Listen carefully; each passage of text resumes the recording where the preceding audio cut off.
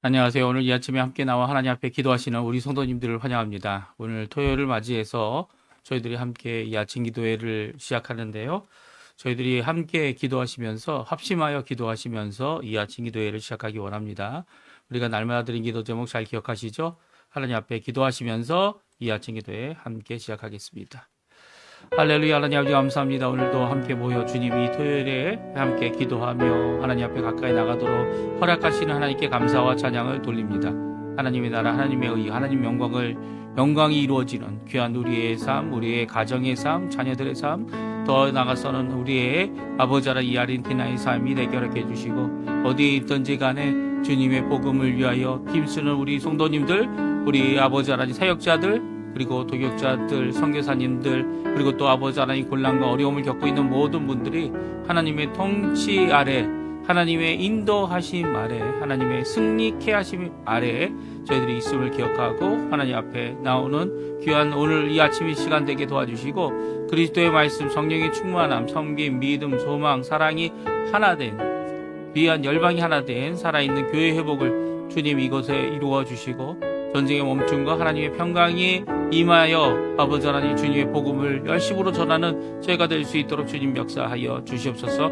교회 제자 훈련 과정에 속한 모든 사람들, 선교 훈련의 과정에 준비하는 모든 사람들, 또 아버지 하나님 앞에 열심으로 성경 공부를 통해 하나님 앞에 나오는 또 묵상과 그리고 이 성경 말씀을 묵상하는 읽는 모든 이 교회 모임 가운데 하나님 영광 홀로 받으시고 이 함께하는 사역자들이 아버지 이 일에 예수 그리스도의 제자들을 만들어내는 변자들 될 수 있게 도와주시고 자신은 없어지고 그리스도의 말씀만이 남는 또 그리스도의 도전이 우리에게 주신 사명이 우리의 삶 가운데 각인되는 귀중한 시간 되도록 허락하여 주시옵소서. 또한 아버지 하나님 구국기도로 우리 조국 아르헨티나를 위해 대한민국을 위해 기도합니다. 자유평화 통일이 일어나게 도와주시고 그리고 또 이제까지 기도하고 있는 우리 한국교회를 써주시고 또 이 아르헨티나도 아버지 하나님 의원 선거로 각 지자체가 계속 선거 중에 있는데 아버지 하나님 주별로 또 연방정부가 또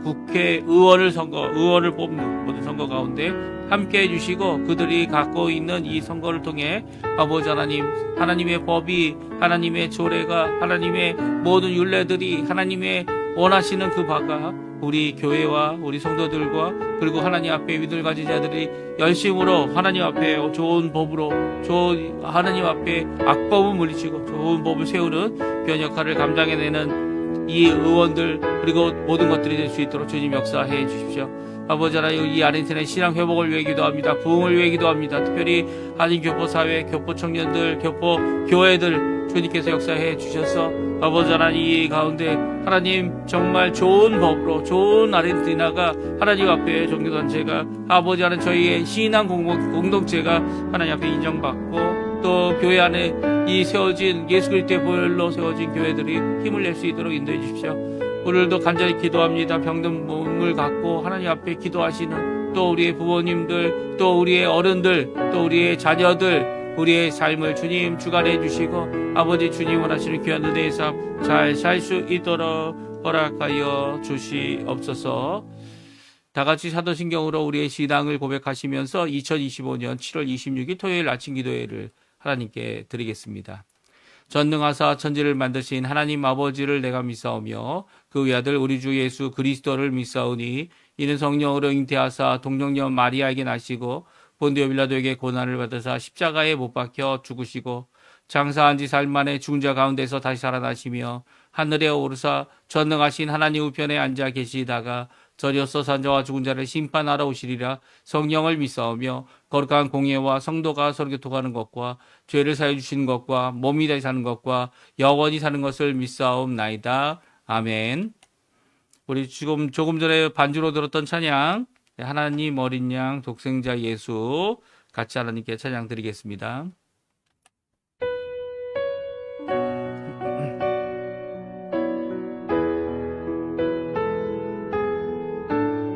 하나님 어린 양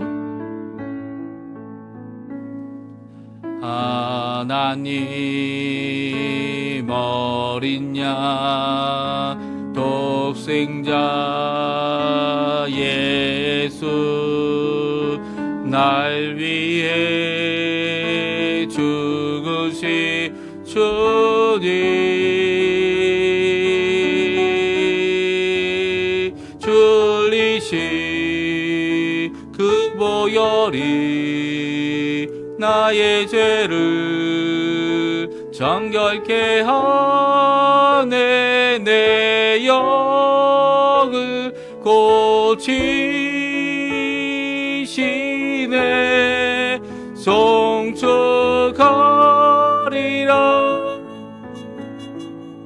화목케 하신 주,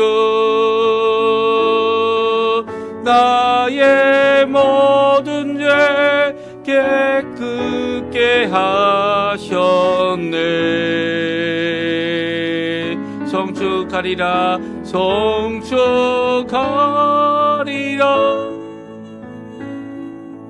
귀하신 어린 양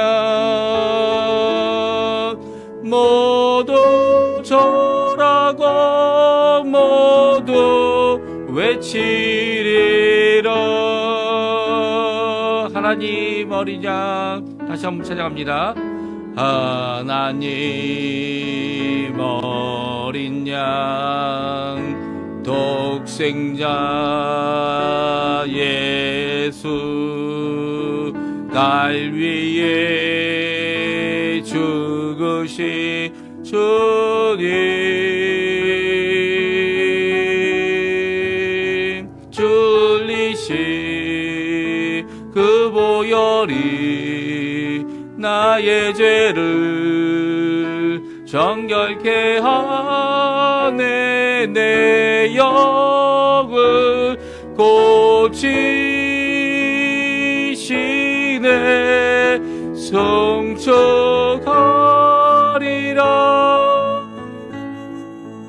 행복케 하신 주, 나의 모든 죄 깨끗게 하셨네. 송축하리라. 귀하신 어린 양 모두 절하고 모두 절하고 모두 외치리라. 아멘. 오늘 이 아침에 같이 읽을 하나님 말씀은 요한계시록 17장 말씀입니다. 요한계시록 17장 1절부터 마지막 절 18절까지 말씀을 같이 읽겠습니다. 요한계시록 17장 1절에서 18절까지 말씀, 마지막 절까지 말씀 같이 읽습니다. 화면에 나오는데요. 같이 읽습니다. 또 일곱 대접을 가진 일곱 천사 중 하나가 와서 내게 말하여 이르되, 이리로 오라. 많은 물 위에 앉은 큰 음녀가 받을 심판을 내게 보이리라. 땅의 임금들도 그와 더불어 음행하였고 땅에 사는 자들도 그 음행의 포도주에 취하였다 하고 그 성령으로 나를 데리고 광야로 가니라. 내가 보니 여자가 붉은 빛 짐승을 탔는데 그 짐승의 몸에 하나님을 모독하는 이름들이 가득하고 일곱 머리와 일곱 뿔이 있으며, 그 여자는 자주빛과 붉은빛 옷을 입고 금과 보석과 진주로 꾸미며 손에 금잔을 가졌는데 가증한 물건과 그의 음행에 더러운 것들이 가득하더라. 그의 이마에 이름이 기록되었으니 비밀이라, 큰 바벨론이라, 땅의 음녀들과 가증한 것들의 엄이라 하였더라. 또 내가 보니 이 여자가 성도들의 피와 예수의 증인들의 피를 취한지라. 내가 그 여자를 보고 놀랍게 여기고 크게 놀랍게 여기니, 천사가 이르되 왜 놀랍게 여기느냐? 내가 여자와 그가 탄 일곱 머리와 열 뿔 가진 짐승의 비밀을 내게 이르리라. 내가 본 짐승은 전에 있었다가 지금은 없으나 장차 무적행으로부터 올라와 멸망으로 들어갈 자니, 땅에 사는 자들로서 창세 이후로 그 이름이 생명책에 기록되지 못한 자들이 이전에 있었다가 지금은 없으나 장차 나올 짐승을 보고 놀랍게 여기리라. 지혜 있는 뜻이 여기 있으니 그 일곱 머리는 여자가 앉은 일곱 산이요 또 7왕이라. 5은 망하였고 하나는 있고 다른 하나는 아직 이르지 아니하였으나 이르면 반드시 잠시 동안 머무르리라. 전에 있었다가 지금 없어진 짐승은 8째 왕이니 7 중에 속한 자라. 그가 멸망으로 들어가리라. 내가 보던 10뿔은 10왕이니 아직 나라를 얻지 못하였으나 다만 짐승과 더불어 임금처럼 한동안 권세를 받으리라. 그들이 한 뜻을 가지고 자기 능력과 권세를 짐승에게 주더라. 그들이 어린 양과 더불어 싸우려니와 어린 양은 만주해 주시오. 만왕의 왕이심으로 그들이 이기실 터이요. 또 그와 함께 있는 자들, 그 부르심을 받고 택하심을 받은 진실한 자들도 이기리로다. 또 천사가 내게 말하되 내가 본 바 음녀가 앉아 있는 물은 백성과 무리와 열국과 방언들이니라. 내가 본 바 이 10뿔과 짐승은 음녀를 미워하여 망하게 하고 벌거벗게 하고 그의 살을 먹고 불로 아주 사르리라. 이는 하나님이 자기 뜻대로 할 마음을 그들에게 주사 한 뜻을 이루게 하시고 그들의 나라를 그 짐승에게 주게 한때 하나님의 말씀이 응하게까지 하심이라. 또 내가 본 그 여자는 땅의 왕들을 다스리는 큰 성이라 하더라. 아멘. 오늘 이 아침에 함께 나와 하나님 앞에 기도하시며 간구하시는 귀한 우리 성도님들에게 오늘도 우리에게 말씀하시고 우리에게 경고하시고 또 우리가 이길 승리가 무엇인지를 또한 우리에게 말씀해 주시는 귀한 우리 하나님의 말씀, 이 요한계시록의 말씀을 통해 우리가 오늘도 큰 도전 받으시고 또 오늘 특별히 이 음녀, 이 여자가 그 붉은 옷을 입은 여자, 그리고 또 붉은 짐승에 타고 있는 여자가 탄 이 짐승, 그게 무엇을 의미하는지 이거 전혀 감이 잡히지 않지 않습니까? 그냥 그대로 마냥 놓아뒀다면 이게 무엇을 뜻하는지 알 수 없었을 겁니다. 심지어는 많은 의견들이 생겼겠죠. 하지만 그것을 하나님께서 우리에게 드러내 보여주시고 이 성경을 통하여 이 특별히 사도 요한을 통하여 이 음녀가 뭐냐, 짐승이 뭐냐, 그리고 거기 있는 뿔이 뭐냐, 머리가 왜 7개가 되고 뿔이 10개가 되냐, 그리고 그것을 갖고 있는 짐승은 뭐냐, 이것에 대한 분명한 정체를 이 천사를 통해 성령을 통해 계시하여 비밀을 드러내고 있습니다. 이 계시란 말 자체가 그거죠. 덮여 있어서 그 안에 무엇이 있는지 알 수 없는 상태에 있는 것을 이 덮인 것을 벗겨내므로 그 안에 있는 것이 무엇인지 알도록 하시는 것이 이 계시입니다. 그러니까 요한계시록도 하나님의 계시라는 이 말씀도 하나님이 누구신지를 드러내기 위하여 자신을 계시하시는 거죠. 그리고 또 이 모든 역사 가운데 하나님께서 보여주신 이 환상, 그래서 어떻게 보면 요한계시록은 이 문자적으로 해석해도 안 되고 숫자적으로 해석해도 안 됩니다. 우리가 이제 뭐 과학이라는 그리고 수리적인 논리적인 이런 사고들이 발달해서 이 사실에 근거하여 무엇인가를 평가하거나 또 그것을 보도하려고 하면 이 숫자적인 게 상당히 중요하죠. 추측이나 이 상상이나 이런 것들로 이런 보도나 발표나 결정이나 하게 되면 어떻게 됩니까? 말도 안 되는 허구성이 드러나게 되는 겁니다. 그렇죠? 그런데 오늘 이 요한계시록의 이 초림으로부터 재림 사이에 있을 이 말세와 종말을 드러내시는 이 계시의 말씀, 특별히 묵시적인 의미에서 이것을 우리에게 주신 것을, 환상을 통해 주신 것을 이해하고자 하려면 이런 생각이 저희들 머릿속에 있는 논리적이고 수리적인 그런 생각들이 바뀌어야 됩니다. 그것이 하나의 표식이고 표적이며 그것이 어떤 상징이지, 그것을 이렇게 이 숫자적인 의미로 7년이다. 숫자적인 의미로 3년 반이다. 이 3년 반이라는 단어가 얼마나 많이 나옵니까? 많이 나오는데 그 두 개를 합쳐서 7년이다. 이렇게 주장하는 것들은 다 문제가 되는 거죠. 문제가 됩니다.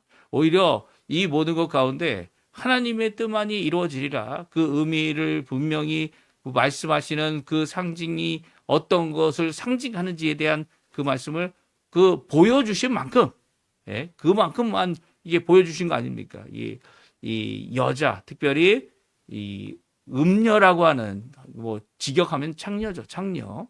이 음녀를 보여주셔서 그 음녀로 말미암아 음행하는 이 세상, 예, 그렇죠? 예수 그리스도를 제대로 믿지도 못합니다. 이 왕들, 특별히 지금은 이제 통치자들을 의미하죠. 이 위정자들을 의미합니다. 그들이 자기의 유익과 자기의 생각을 따라서 어떻게 합니까? 예, 하나님이 주신 권력, 하나님이 주신 이 짧은 기간의 세력이지만 그것을 갖고 이 신앙적인 면에서는 깨끗하지 못해요. 어떻게 합니까? 이 불교, 있는 모든 종교들을 다 섬기죠. 종교들 다 섬깁니다. 그리고 그것으로 말미암아 오히려 하나님 앞에 이렇게 심판받고 하나님을 오히려 대적하는 자들이 되죠. 나중에는 이 하나님만이, 예수 그리스도만이, 성령님만이 참 하나님이시다, 살아계신 하나님이다. 이 살아계시다는 표현을 하는 이유가 무엇이냐면 나머지 다 우상이라는 거예요. 다 사람들의 생각에서 나온 거라는 거죠. 그런 것을 인정하지 못하는 이 위정자들에게 주시는 경고의 말씀이 오늘 본문의 말씀이고요. 그리고 또 우리가 이 땅에 살면서 그런 어려운 가운데 여러 가지 피해를 보죠. 사실 이 아르헨티나도 목사라는 뭐 직업이, 물론 직업이기보다는 사명이 먼저겠지만 직업으로 인정해주지 않는, 오히려 이 문제거리 중에 하나로 생각되어지는 이런 사회 속에 사는 거 아닙니까? 가톨릭 이 국가 종교가 있는, 뭐 아니라고 얘기를 해요. 이 법적으로도 아니다. 종교적 자유가 있기 때문에. 그러니까 아니라고 얘기하면서도 국가 지원을 받는, 특혜를 받는 로마 가톨릭이 있고, 또 그 외에 다른 종교들은 어떻게 합니까? 여태까지 사단법인이라고 하는 그 단체의 신고를 따로 했어야 했어요. 국가적으로. 그래서 따로 하는 이 모든 과정이 어떻게 보면 기존 종교단체라고 하는, 신앙의 공동체라고 하는 그런 교회의 입장을 완전 무시한 거죠. 예.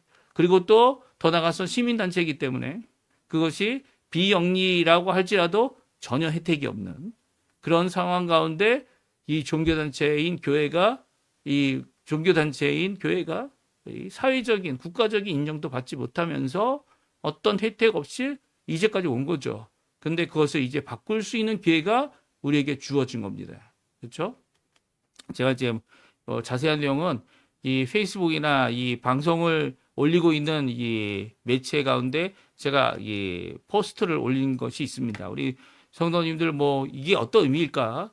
이 교회 안에 항상 사단법인이 따로 있습니다. 교회라는 이미 공동체가 있는데도 사단법이라는 것을 사용해서 이 자산이나 아니면 세금이나 그 안에서 일하는 사람들에 대한 등록을 할 수 있는 거죠. 근데 사람의 단체가 이 교회입니까? 아니잖아요.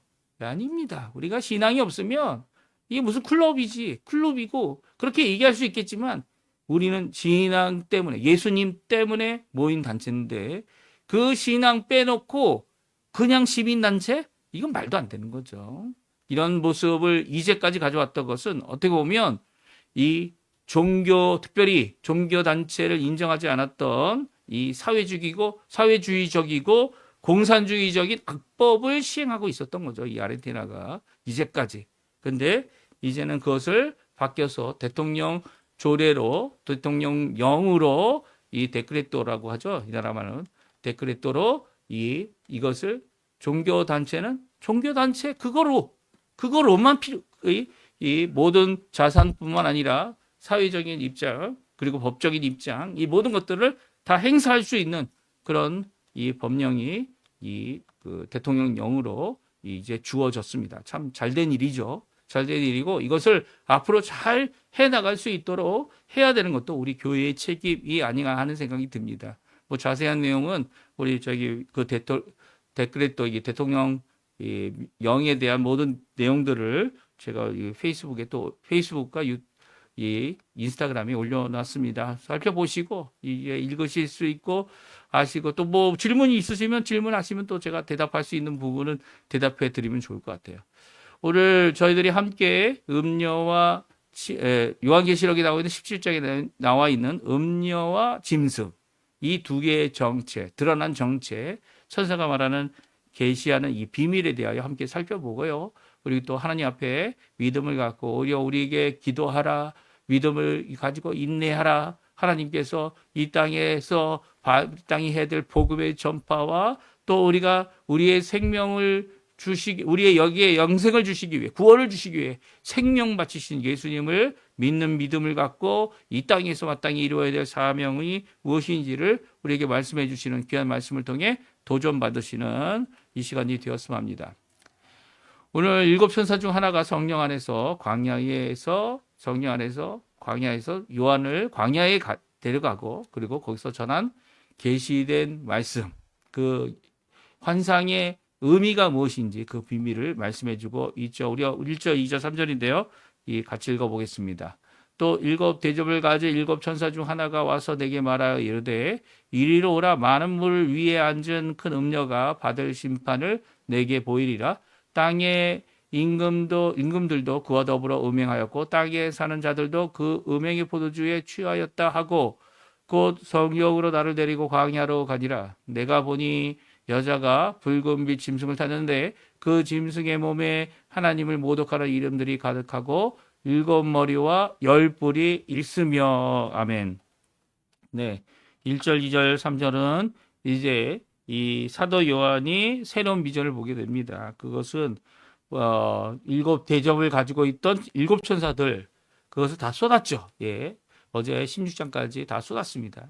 그 중에 한 천사가 와서 큰 음녀가 받을 심판에 대해서 내게 말하겠다. 이 큰 음녀가 누구냐면 세상으로 하여금 죄에 빠지도록 하나님 앞에 심판을 받도록 또 세상의 임금들로 더불어 음행한 여자다라고 말씀하시면서 그 사도 요한을 광야로 데려갑니다. 성령 안에서 광야로 데려가고 거기서 그 여자 붉은빛 짐승을 탄 이 여자 그리고 또 짐승을 보게 됩니다. 그렇죠? 이 두 가지를 보게 되는데요. 이 둘이 무엇을 의미하는지 오늘 저희들이 함께 살펴보기 원합니다. 짐승을 타고 있는 음녀의 정체가 무엇인지 그리고 음녀가 받은 멸망이 어떤 멸망인지 하나님이 심판하셔서 멸망하는 거 맞겠죠. 그런데 하나님이 심판하기도 전에 이 스스로 자기가 믿고 신뢰했던 타고 있던 짐승으로 인해 그녀가 이 멸망을 당합니다. 우리 함께 읽어보죠. 4절, 5절, 6절에 보게 되면 이제 이 여자의 정체를 말하고 있는데요. 같이 읽어보겠습니다. 그 여자는 자조빛과 붉은빛 옷을 입고 금과 보석과 진주로 꾸미며 손에 금잔을 가졌는데 가져간 물건과 그의 음행에 더러운 것들이 가득하더라. 그의 이마에 이름이 기록되었으니 비밀이라 큰 바벨론이라 땅의 음녀들과 가져간 것들의 어미라 하였더라. 또 내가 보매 이 여자가 성도들의 피와 예수의 증인들의 피에 취한지라. 내가 그 여자를 보고 놀랍게 여기고 크게 놀랍게 여기니. 아멘. 그렇습니다. 이 여자의 이름이 뭐라고요? 바벨론이다. 특별히 땅에 있는 모든 음녀들, 모든 가져간 것들, 이 우상들이죠. 그리고 또 이 혼합 종교들, 예수를 믿는 것 같이 생각되어지만 그렇지 않은 특별히 산테리아라고 이 아르헨티나에는 이 여러 가지 종교적인 우상들을 파는 데가 있습니다. 이 천주교에서 팔고 있는 거예요. 천주교 이름으로 팔고 있을 때 거기 들어가면 다 있어요.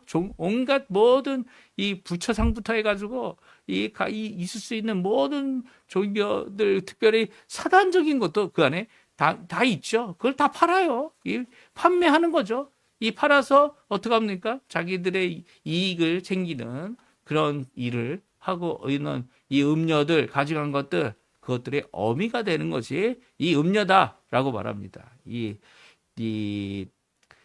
하늘에서 떨어진 사단과 구분하고 또 사단이 불러낸 이 무적에서 나온 짐승 이 짐승과 구분하여 이 여자를 이 바벨론이라고 병칭한 것은 바벨론이란 나라를 의미하는 것보다는 이 바벨론이란 도시를 의미하는 것이다. 이렇게 성경은 또한 말씀하고 있어요. 우리가 좀 이따 읽겠지만 이 여자가 무엇에 술 취한 것처럼 취해 있습니까? 바로 성도들의 피, 예수의 증인들의 피에 취해 있는 그의 모습을 보면서 사도 요한은 놀라고 있습니다.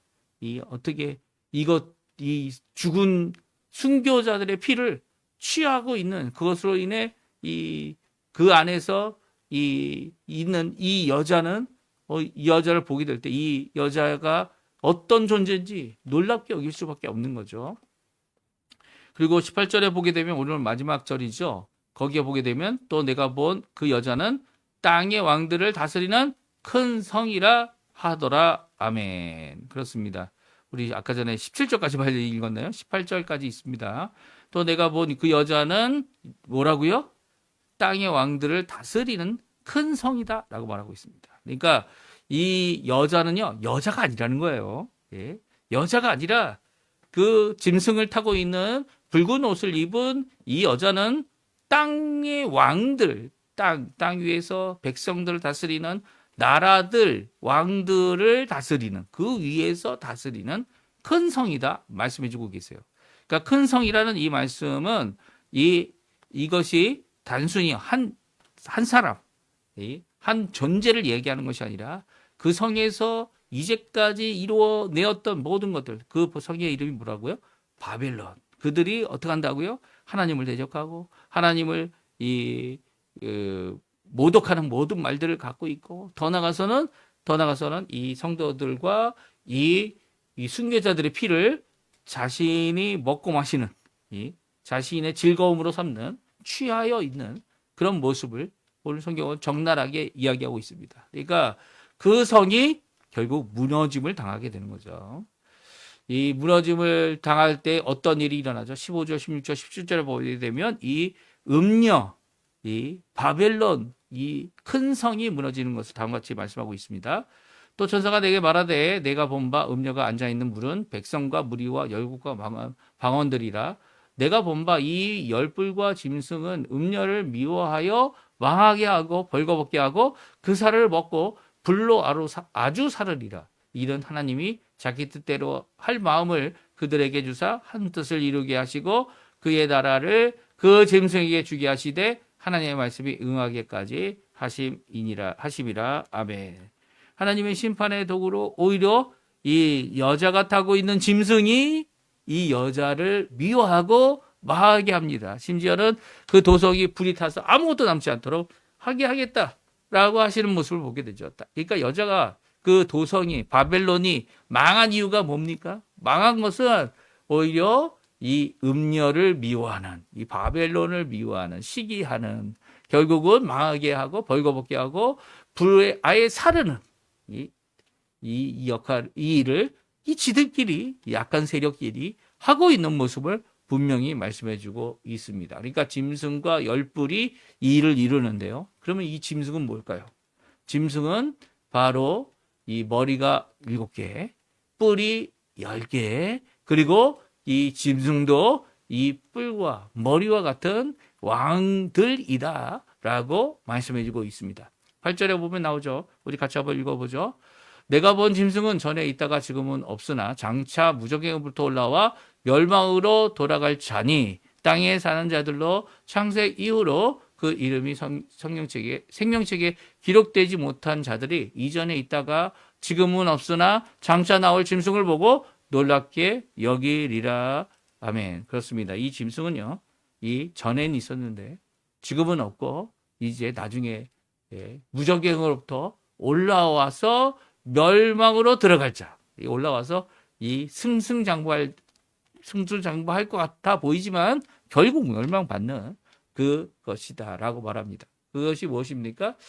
그를 볼 때, 그 짐승을 볼 때 오히려 놀라는 사람들이 있다는 거예요. 이 예수 믿는 사람들은 놀랄까요? 우리가 이 본문의 말씀을 알고 있다면, 또 이 계시의 말씀이 어떤 의미인지를 깨닫고 있다면, 또 이 말씀 그대로 아멘하고 받고 있다면 이 세계 정세 가운데 이 고난과 아픔을 당하는 모든 순교자의 피를 취하고 더욱이 더 나아가서는 이 짐승이 나타나서 이 모든 것들을 이룰 것을 볼 때 놀랍게 여길 일이 아니라는 거죠. 뭐 마치 전에도 있었는데 다시 나타난 그리고 멸망받는 결국 멸망받을 것이다라는 것을 우리가 승리할 것이라는 것을 안다면 이 짐승을 보고 놀랄 일이 아닌 거죠. 그래서 사실은 사도 요한이 이 짐승에 대한 이것을 말씀을 듣고 짐승에 대한 것을 보여줬을 때 놀라는 왜 놀랍니까? 왜냐하면 이 짐승이 취하고 있는 이 순교의 이 일을 만들고 있는 이 모든 것을 보면서 성도들이 죽어가는 이 모습을 보면서 이 모습 가운데 놀랄 수밖에 없는 거죠. 이런 권세를 왜 하나님께서 우리 고난 당하도록 놓아두시느냐라는 입장에서 한번 놀랐을 것 같아요. 그래서 그 짐승을 보고 놀라는 모습을 보고 너 왜 놀라니? 오히려 이 천사가 너가 놀랄 일이 아니야. 7절에 나오죠. 너가 놀랄 일이 아니야. 예? 너가 놀라는 것이 아니라 이 짐승을 보고 놀랄 자들은 그리고 자신의 인생을 모두 이 짐승에게 내어줄 자들은 세상에서 구원받지 못하는 하나님의 생명책에 기록되지 못한 자들이 이 짐승의 유혹 앞에 이 음녀의 유혹 앞에 그들이 다 넘어지고 다 경배하고 짐승을 따를 것이다 라고 말씀하고 있습니다. 여기에 9절, 10절, 11절에 보게 되면 이 자세한 의미를 말씀해 주고 계시죠. 우리 또 같이 읽어보죠. 지혜 있는 뜻이 여기 있으니 그 7머리는 여자가 앉은 7산이요. 또 7왕이라 5은 망하였고 하나는 있고 다른 하나는 아직 이르지 아니하였으나 이르면 반드시 잠시 머무르리라. 전에 있었다가 지금은 없어진 짐승은 8째 왕이니 7 중에 속한 자라. 그가 멸망으로 들어가리라. 그렇습니다. 7머리는 뭐라고요? 7왕이라 라고 말합니다. 그리고 5은 이미 지나갔어요. 그리고 하나는 지금 있고 이제 다른 하나는 아직 이르지 않았지만 오게 되면 그 다음으로 왕으로서 그 나라, 그 지역, 그 왕의 일을 감당하는 것이 7머리를 의미한다는 거죠. 그리고 8째 왕은 7왕이 끝난 후에 이 머리가 다 끝났잖아요.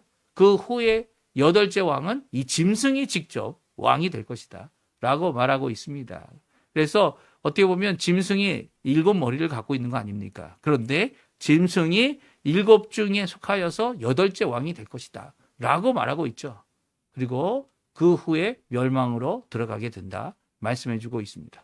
그러니까 이 7머리가 뭡니까? 이 수리적인 입장에서 의미하는 게 7왕을 얘기한다 이렇게 얘기하지만 이게 7시대를 얘기하는 것일 수도 있고요. 그 나라를 얘기할 수도 있는 겁니다. 근데 이 7왕이 이 5왕은 지나갔고 이제 2왕이 남았다. 뭐 이런 것을 통해서 이제 7이란 숫자의 어떤 7시대를 나누려고 하는 이런 시도들이 있는 것이 이제 세대주의적인 입장이고요.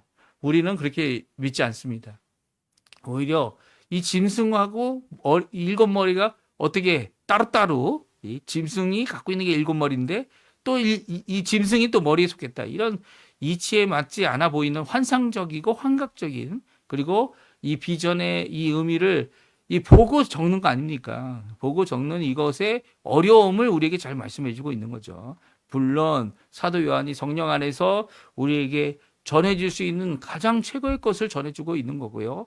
또 성령 하나님께서도 이것을 기록할 때 우리가 깨달을 수 있도록 이렇게 천사를 통해 분명한 의미를 전해주고 계셔서 우리가 착각하지 않도록 잘못 오해하지 않도록 하게 해주고 있습니다. 그러면 이 머리, 7머리나 그리고 짐승은 바로 왕을 의미합니다. 그리고 결국 그들이 다 멸망으로 들어간다는 것이죠. 그리고 12절 13절에 보면 10뿔이 있었다 이렇게 또 말하고 있지 않습니까? 그것도 왕이라는 거예요. 아직 나라를 받지 못했다.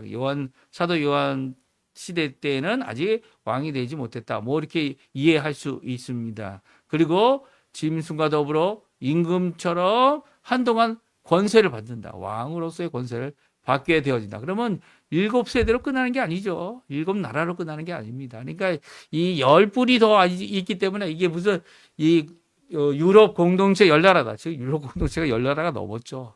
그러면 유럽 공동체가 아니냐 이렇게 생각하는 이 여러 가지 세대주의적인 입장들 이 계속 잘못을 번복하면 어떻게 됩니까?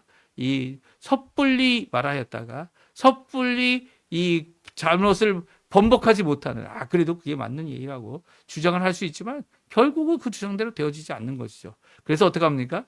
이 유럽 공동체를 열 나라로 줄여야 된다. 아니면 이 나라를 합병해야 된다. 이게 뭐 억지죠, 억지. 왜 성경을 이렇게 억지로 풀다가는 잘못 푸는 겁니다. 잘못 풀고 이 삼천포로 가는 거죠. 한국말로 하면 삼천포가 뭐냐면 이 가려고 하는 것이 부산인데 잘못 들어가면 이 삼천포로 빠지는 거 아닙니까? 이 잘못된 길로 가는 거예요. 그리고 이 열불과 이 짐승이 멸망당하기 전에 자기 등에 탔던 이 바벨론이란 도시, 이 도성을 망하게 하는 그런 권세를 갖게 됩니다. 이들이 모두 다 이 짐승에게 능력과 권세를 주고 같은 뜻을 품고 있음에도 불구하고 자기들끼리 또 싸우고 자기들끼리 멸망하는 이 복잡한 모습을 우리에게 보여주고 있죠.